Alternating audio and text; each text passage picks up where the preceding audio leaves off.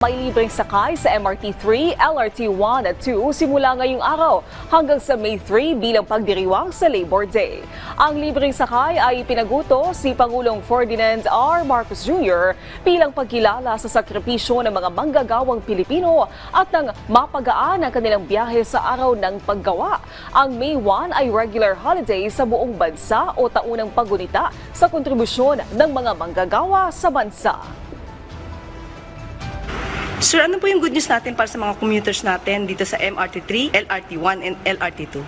Ay nais ko sabihin sa lahat ng ating mga commuter ay inutos ko na para magbigay ng ating konting parangal sa ating mga manggagawa.